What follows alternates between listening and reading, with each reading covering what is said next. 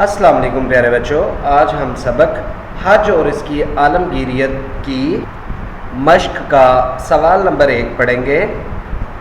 سوال نمبر 1 ہے، اسلام میں حج کو کیا حیثیت حاصل ہے؟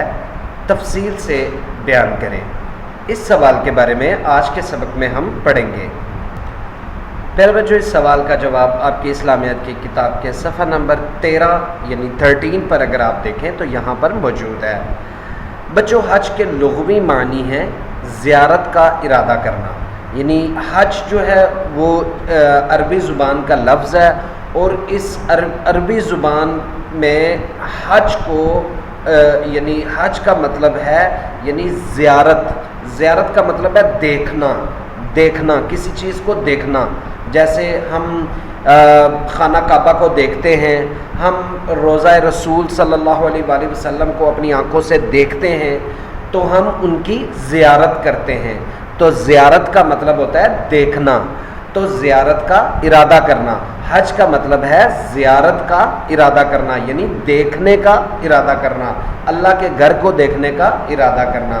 شریعت اسلام کے اصولوں کی جو کتاب ہے، یا جو شریعت ایک ایسے اسلامی اصول اور قانون ہیں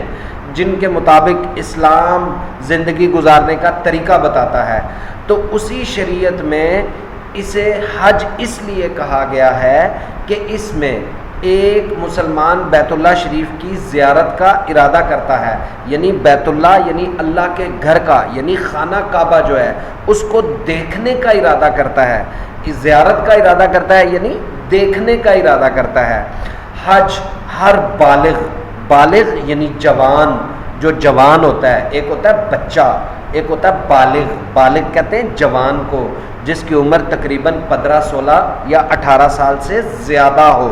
اس کو کہتے ہیں بالغ۔ سمجھدار بچے کو، جو سمجھتا ہے چیزوں کو، جوان ہو جاتا ہے، اس کو بالغ کہا جاتا ہے۔ تو حج ہر بالغ اور صاحب استطاعت یعنی جس کے پاس پیسے ہوں، حج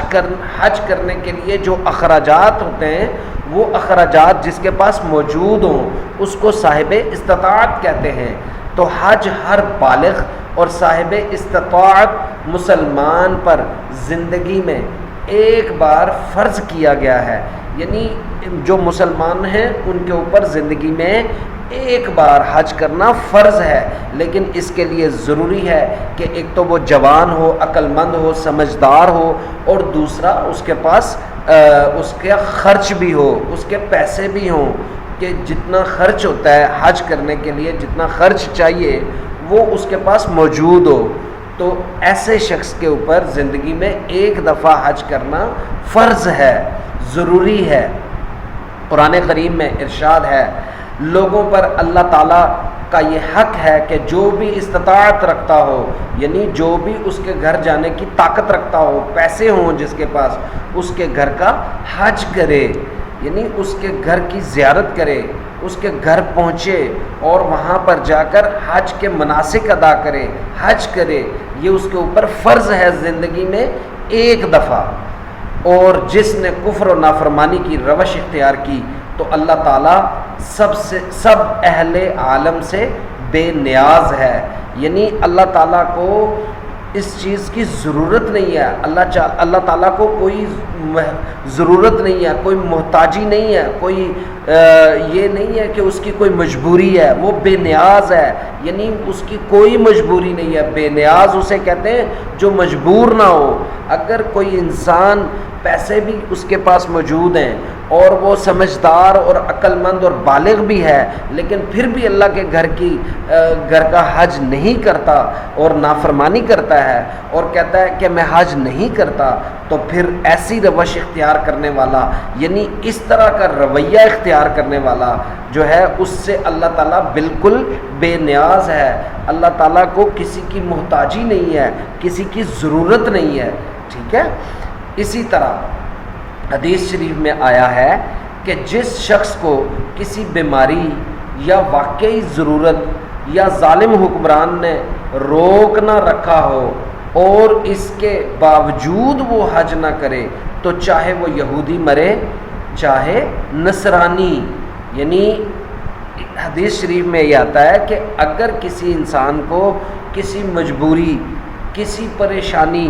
یا کسی واقعی کسی ضرورت یا بیماری ہے، جیسے کوئی شخص اس قدر بیمار ہے کہ وہ حج پہ نہیں جا سکتا، یا اس کی ضرورت اس قدر زیادہ، وہ کسی جگہ پر یعنی اس کی ضرورت ہے، وہ واقعی کسی ضرورت کی وجہ سے حج پر نہیں جا سکا، یا کسی ظالم حکمران نے اس کو روک رکھا ہو، قید کر رکھا ہو، تو وہ حج پر نہیں جا سکا، تو اس کے لیے اللہ تعالیٰ اس کو معاف کرتا ہے۔ ورنہ اس کے علاوہ اگر وہ حج نہیں کرتا تو اللہ تعالیٰ کو، حالانکہ اس کے پاس پیسے موجود ہیں، خرچ موجود ہے، وہ جوان ہے، وہ عقل مند ہے، پھر بھی وہ حج نہیں کر رہا، تو پھر اللہ تعالیٰ نے فرمایا کہ وہ چاہے یہودی مرے یا نصرانی، یا وہ مسلمان ہو، یہودی ہو، نصرانی ہو، جس مرضی مذہب میں وہ مر جائے، اس چیز کی کوئی پرواہ نہیں ہے اللہ تعالیٰ کو۔ یعنی اللہ تعالیٰ کو سب سے زیادہ اس چیز کی ضرورت ہے کہ تم اگر طاقت رکھتے ہو، اگر تم عقل مند ہو، سمجھدار ہو، جوان ہو، اور پھر آپ کے پاس پیسے بھی موجود ہیں، تو پھر اللہ تعالیٰ کے گھر کا حج کرو، اس کے گھر کی زیارت کرو، یہ فرض کیا گیا ہے۔ حج اسلام کا 5واں بنیادی رکن ہے۔ یہ بھی حج کی ایک بہت بڑی حیثیت ہے کہ اسلام کے جو بنیادی 5 ارکان بتائے گئے ہیں، جو 5 حصے بتائے گئے ہیں، ان میں سے حج 5واں رکن ہے، بنیادی رکن ہے، سب سے اہم اور ضروری جو ہے وہ جو 5 ارکان ہیں ان میں سے یہ 5واں بنیادی رکن ہے۔ تو پیارے بچوں، اس سوال کو آپ یہاں تک اچھی طرح سے یاد کیجئے گا، اور جو سوالات آپ سے پوچھے جائیں گے ان کے مناسب جواب منتخب کیجئے گا۔